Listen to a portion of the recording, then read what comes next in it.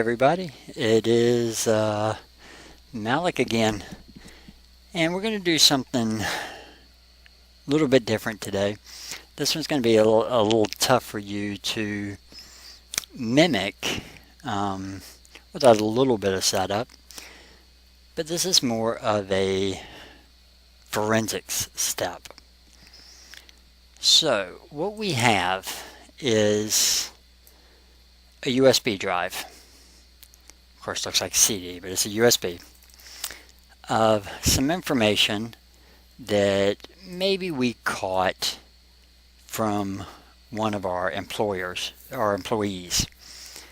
And there's some data on here that goes against policies.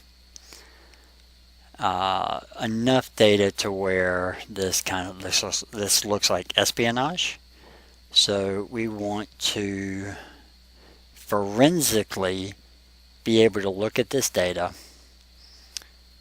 But in order to have this admissible in court, we cannot play with the original USB. We got to make a copy of it. Now when we make a copy of it, we have to make an exact copy of it and prove it's an exact copy. So there's this whole chain of custody excuse me, that we must adhere to, or it's not going to be admissible in court. So what we're going to do, we have plugged in the USB stick on our Kali drive. What we're going to do is we're going to run a command that is much like the DD command in Linux, but it's called the DCFLDD command. For lack of a better word, it's an enhanced version of DD, strictly used for forensics and security. It allows for hashing on the fly. So, and we'll tell it what type of hash we want it. So we'll come up with a hash value, and we can compare that, proving that our copy is exactly the same as the original USB drive. Of course, it copies all data over and verifies that it's a bit-by-bit match. It can do multiple files at the same time. It can split files if it's very large. It's a ton of things that this thing can do. So the first thing we're going to do is we're going to output this USB that has, I'll open it up just so you can see it, has some doc files and some folders and HTML pages and a PDF, etc., etc. We're going to output that to another folder. So I'm going to create a new folder on my desktop, and I'm just going to call it image files. Okay, so there we go. So I'm going to use the command to take this as the input and output it to this folder. So the command is nothing but DCFLDD space, and then the input file, if the input file, and then the name of the drive, because this is of course a mounted drive. So I just happen to know it's dev SRO. Then I'm going to tell it the type of hash I want to get. So we'll do a MD5 hash, which is typical. And then output file, OF, equals /root /desktop /image. Oh, did I call it image underscore files? Yes, I did. Cool. Image underscore files / and then whatever I want to call the file, because it's going to be a single file. I'm going to call it USB image.dd space, and then the block size, which is typically going to be 512. Okay.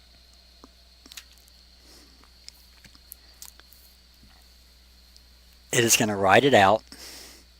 Records in, records out, they match. And there's my MD5 hash. Okay. So now what I want to do, I'm going to keep this open.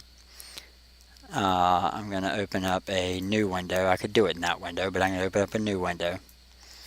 And we're going to set Autopsy. We're going to use Autopsy to help us read into that DD file.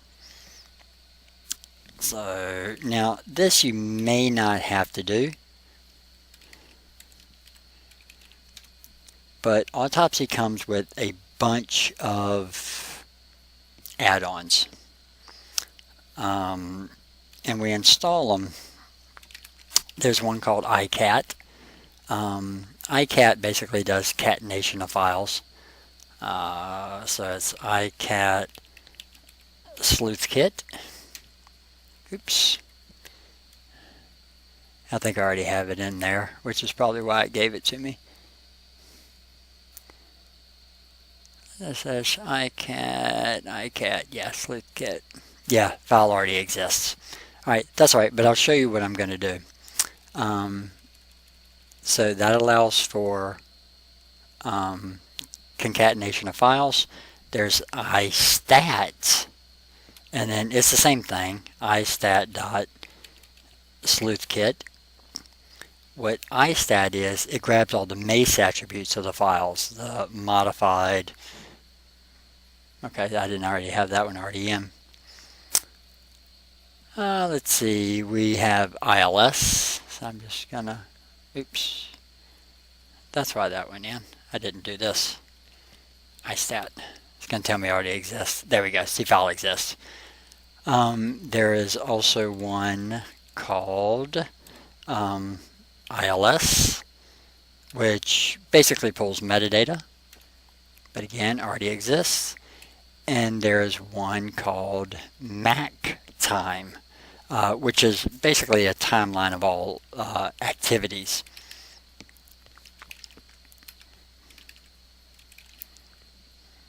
Just really that. So you run those. Once you run them once and they're loaded, you don't have to worry about it anymore. Excuse me. So then we just run Autopsy. Now, it will give you a hyperlink. So I am just going to open that link. And we have Autopsy. Okay. So we're going to do a new case. And the guy's name is Rupert. So we'll just call it Rupert case. And description, I'll say possible theft of data. And I can put my name in here, etc., etc. Okay. Of course, you can fill out, as many investigators as you're going to have. And you just say new case. Oh, that one already exists, so there we go. So we have the Rupert case here. Should have called it something different. Tell you what, let me do a new case. I'm going to call it just Rupert's. And theft of data and me. There we go. Then we don't have to worry about a new one. It will create a folder. Alright. So now we're going to add a host. Again, where it's called host 1, I can call it Rupert USB. I can give it a description if I want. I can set a time zone. I could do kind of all that type of stuff if I want. You definitely want to fill these things out. Captured USB. Okay. So we have all those. And let's see if I can get all the way down. How come you won't let me tab down?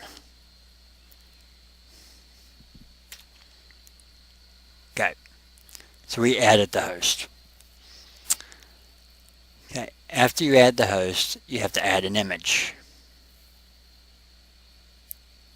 Add image file.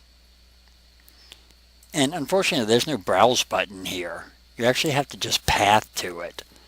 So it's root. So I already have it in there. That's it.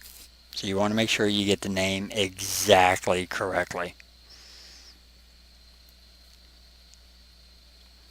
Okay.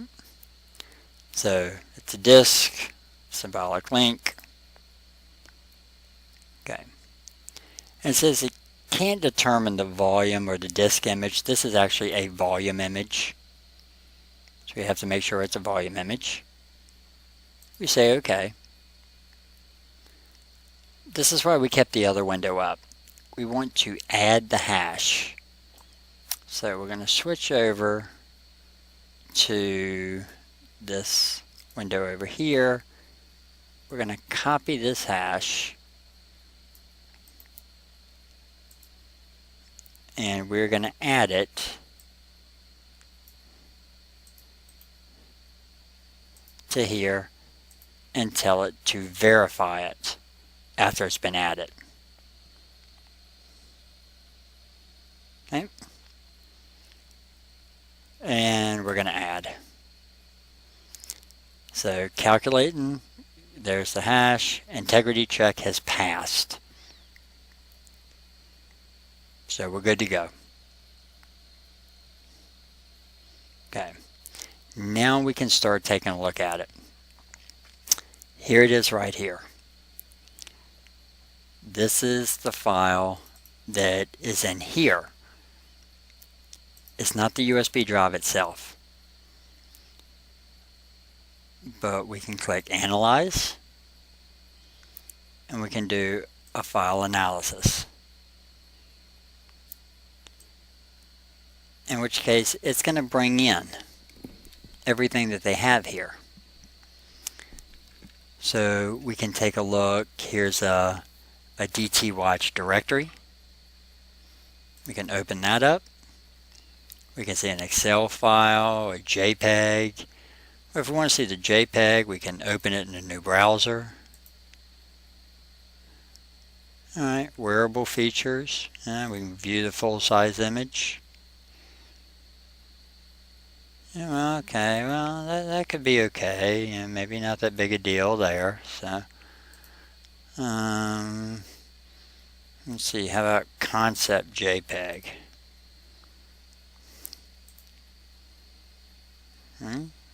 View the full size. Okay. Oh, prototype looks good.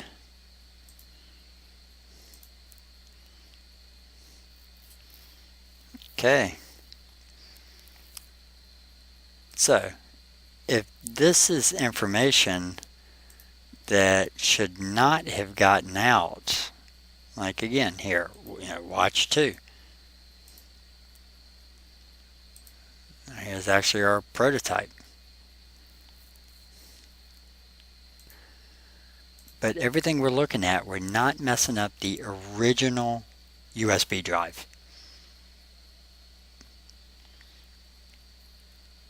And we can always go back a folder. We can find things in the orphan files.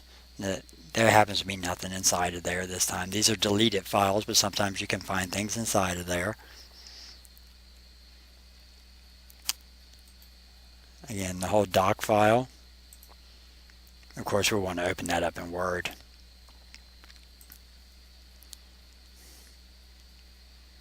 We can export it out and take a look at it. Here's the top folder. Here's some images we're not sure about. Alright, no big deal there. About that one. No big deal.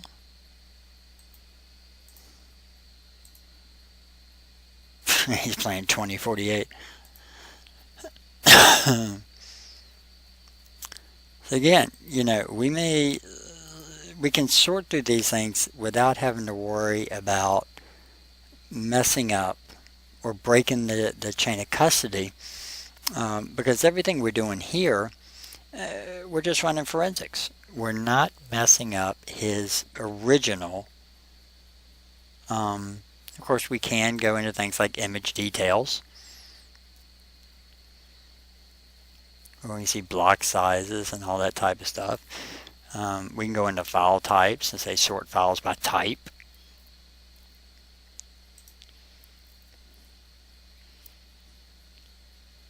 In which case it would tell us, we got 4 documents, an executable, 28 images, 21 text, 3 that are unknown.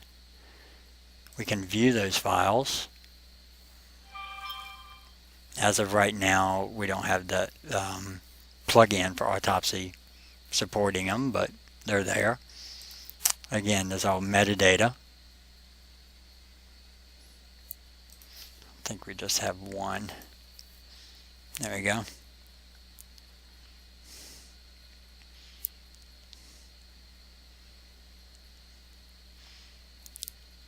So we can do keyword searches. Again, we can go like here. Here's the PDF file. We can see creation time. If they were modified and access times, we can see that. We can see permissions. Sectors that the data holds.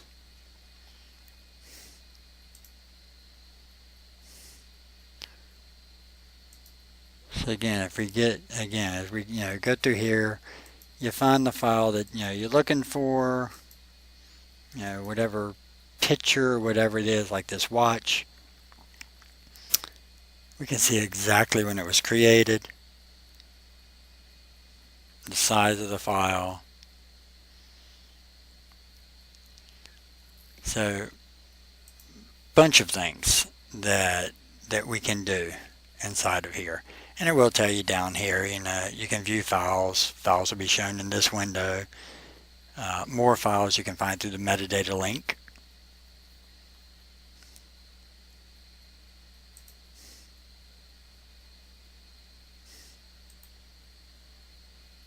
Yeah. So we can copy them. We can save it outside of here if we need it to. Just clicking on it is going to give you a thumbnail down here at the bottom without having to right click into it. We can export from here. We can view it from here.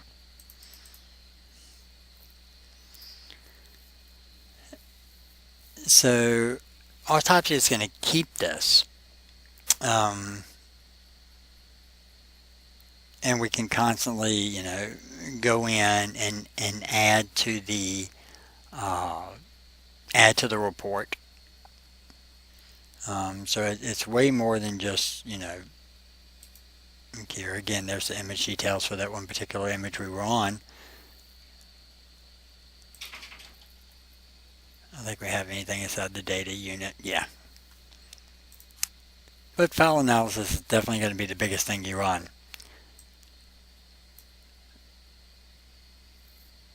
Now we could take a look definitely at deleted files. If there were any deleted files, we could take a look at those. If we try to go into the orphan files and there's none in there, we can try to search for all deleted files, but it's unable to find any.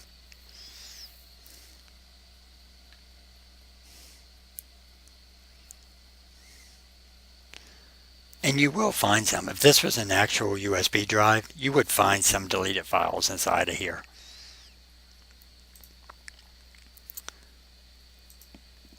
So, the first trick is, definitely writing this out, running a hash against it, and making just that DD file. Then you don't have to use Autopsy. Autopsy is one of the bigger ones, but you don't have to use Autopsy. There are other ones, but it's fairly straightforward to use. And again, we're not messing up the original USB. The only thing that you would typically do running forensics is you would hook this USB, instead of hooking it directly to your laptop or your desktop, you would hook it to a write blocker, which will keep you from accidentally modifying the USB. it won't allow a modification of the USB. It will just copy stuff off. It won't allow any modification of the files on the USB stick or deletion of files on the USB stick. So that is how DD works, and of course the upgrade to DD, DCFLDD, and that's how Autopsy works. And it can come in handy too in some of your hacking challenges when you need to find something that has been removed from a machine or from a USB stick. You can just use Autopsy to pull that information back. And there are other programs that can do it too, but Autopsy is typically the forensics file that you would use.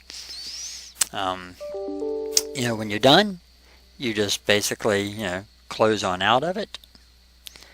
You are going to have that. You can always go into your file activities. You can create, timelines of what has been done. But we got to set up a data file first, what they call an intermediate data file. So you would say this one, and where do you want to output it to? So you just output it wherever. Then you can start creating timelines. Starting date, ending date, what you want it to look like.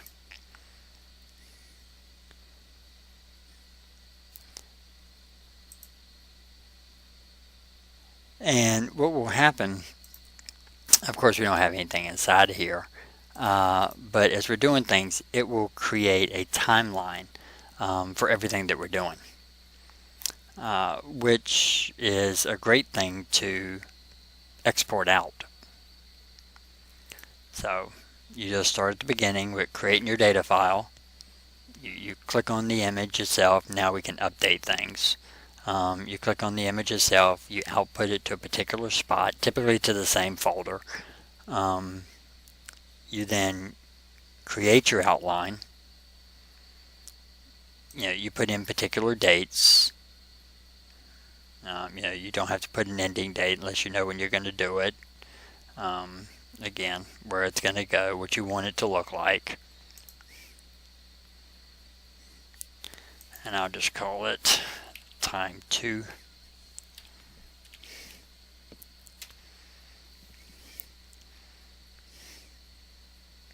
And it does tell you it's easier to view the timeline in the text editor than here. But there's nothing inside of there. So of course if we view it, we'll say this is the one we want to view, but it's going to tell us, really there's nothing there.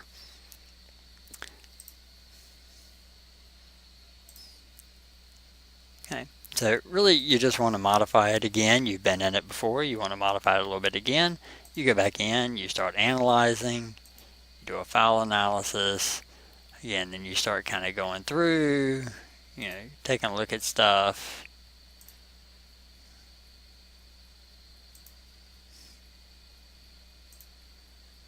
There you go. So you got all that stuff done. And I don't know if we have this set up to automatically timeline. And you can also add other image files. If you find out there's another USB drive, you can add another file inside of here.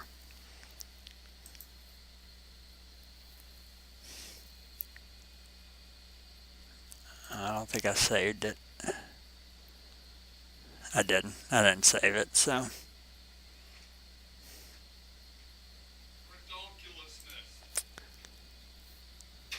So, we can always just view the timeline. We'll say time 2.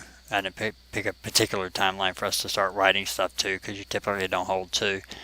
But, excuse me, that would hold all your data. So it's a fairly straightforward, little program. We do have image integrities there that will verify the matches, where you can constantly validate. Even timelines can be validated. Anything you do can always be validated.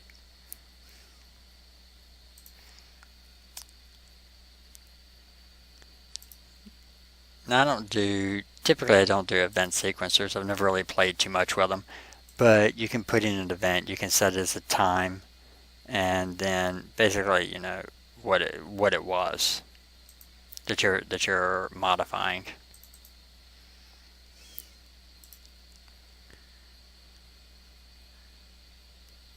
So then you close the host, and of course you could always add more hosts inside of here. You're running multiple cases at one time. You can get details of the host as to where everything's kind of saved at. So it's a pretty cool program. You can close the case, and this will show all of, you know, cases that you have, your gallery. You hit back to the main menu, where you can just do a new case or open a case that you already have. So it's just a sleuth kit. You can go to Sleuth Kit Autopsy. You can download the entire thing. It goes into a whole lot of detail about what it does. And you can even get, here's the sleuth kit right up here. You can download the sleuth kit, typically from GitHub. Pull down the ones you want. They were the ones that we added in, you know, the ICAT, the ISTAT, the ILS, and the MacTime. There are other ones, but that's where you download those from. So you can get that installed right in Kali. Okay. So that's what it is. You can download Autopsy, then download the Sleuth Kit plugins. They do have other things inside of there, but they're their two biggest ones. So download those, start playing with those things, and that's how you use it. Alright, well, until next time, guys, that's what Autopsy is typically used for making forensic backups of drives, so you can start doing forensics data analysis on them. It will help you find hidden files, hidden folders, things that have been deleted off of drives. It will be able to pull those back again, and you'll be able to capture a lot of them. Probably not all. Sorry about that. Probably not all files. I mean, some files are always going to be orphaned, but you'll be able to get a fair amount of them. So there you go, my friends. So until next time, we will take a look at some more Hack the Site challenges. They've added some more on there. We'll do some more Hack This challenges. And just let me know what you want to see, and we will get those up for you. Alright, so until